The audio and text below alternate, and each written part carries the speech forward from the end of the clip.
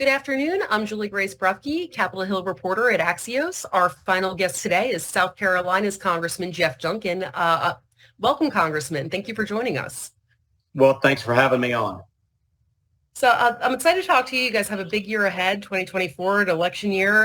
You guys have some pressing priorities. Now, you guys are working with the Democrat White House, Democrat Senate, and an even thinner majority with George Santos and Kevin McCarthy gone. So I was hoping I'd kind of pick your brain a little bit on what you think realistically can kind of get done with that dynamic right now.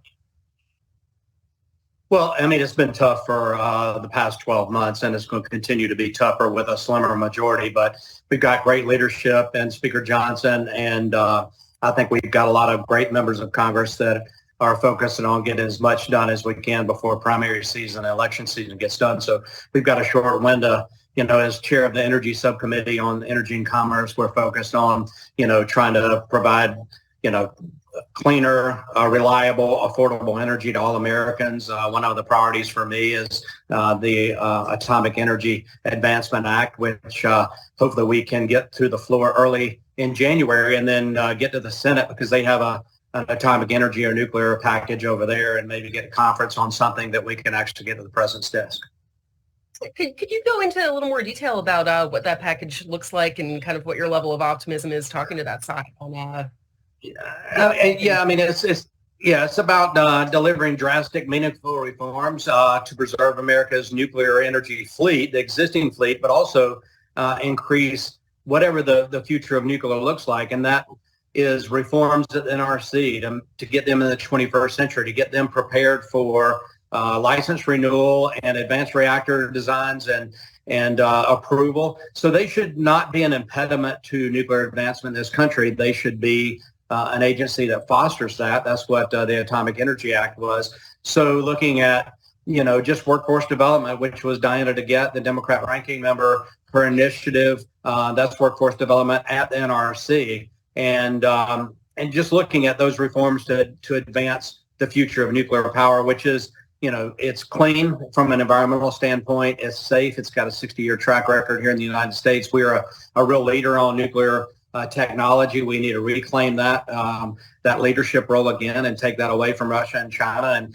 help developing countries that are looking at nuclear, small modular reactors and traditional light water reactors, looking at Eastern European nations that are looking at nuclear as a way to meet their energy independence because they face an energy crisis with Russia's invasion of Ukraine and the disruption of natural gas. And so the United States can be a leader and should be a leader with our allies in that. And at the same time, to be honest with you, we've got to build out a pipeline infrastructure in this country to deliver, cleaner burning U.S. produced natural gas to American utilities, but also export that so that countries like, Vietnam and India and other places can use U.S. produced natural gas to lower their carbon emissions. If you look at how the United States has lowered its carbon emissions over the last decade or more, it's been through the use of natural gas, and we have an abundance here, so we can export that and help other countries as well. So on a slightly different policy note, you guys are going to arrive back from holiday recess, and you guys have a quick government funding deadline coming up with the first of the laddered CR.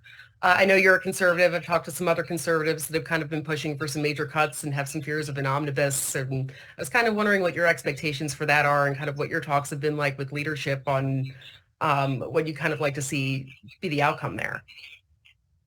Well, I think we're going to have to set the funding level at the FRA level. I don't think any higher funding level than that's going to be acceptable to many congressmen, especially conservatives. So that number was deemed as the funding level. We all want to get back to the normal appropriations process. You've seen this play out really since June, and bringing those normal appropriations bills to the floor is important to conservatives because there are policy riders within those funding bills that, really direct or deny funding in certain areas that are important to our constituents. So I saw recently, I know we had a big vote on the NDAA right before you guys left. I saw you were a no vote on that. And I was kind of wondering, just kind of moving forward, what you kind of think needs to happen with Republicans' negotiations on going into next year on kind of, I guess after election season, the numbers could change, but what you'd like to see out of that. Well, first off, if you appoint a conference committee, the conferees actually have to meet and develop a conference report. You can't rely just on the four corners or the four individuals in the House and Senate to write something. That's just not how the process is supposed to work. And it just shows another indication that the system's broken.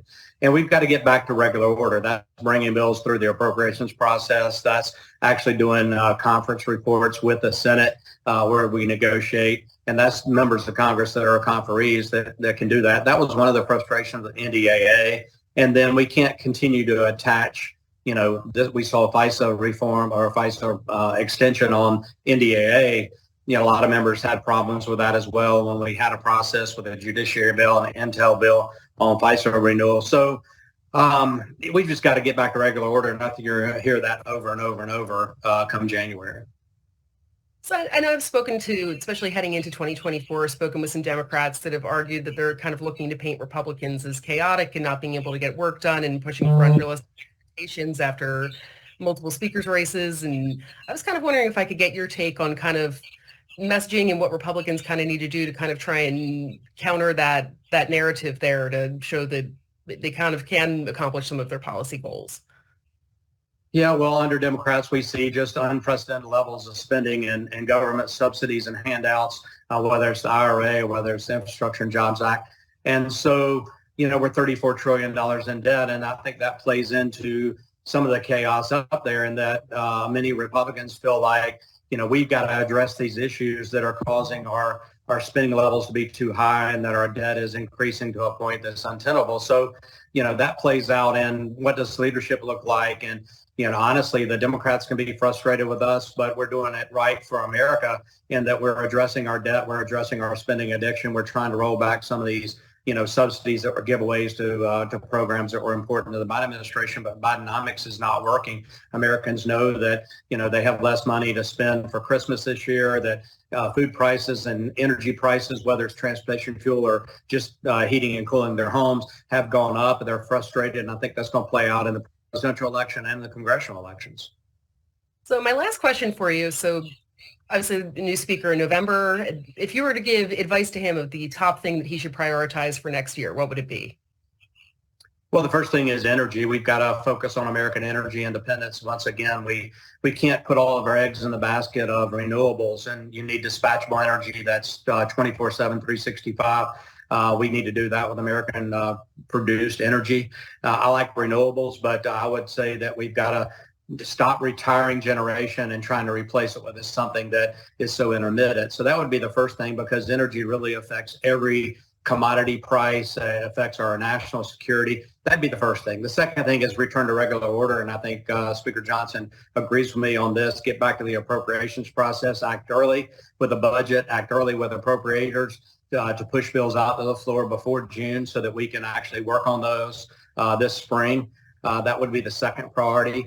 And then I would say secure the border security. And we see what the Senate's going through right now. Border security is the number one issue across the country. We see this huge influx of non-citizens coming into this country. And it's a factor we're going to have to deal with, whether that's in healthcare or education or social services provided by the states. And so we've got to secure our border. We've got to push back against this massive influx and invasion of our country. Thank you so much for joining us, Congressman, and happy holidays. And thank you, everyone, for tuning into our segment. Well, thank you so much, and Merry Christmas, and we'll see you in January.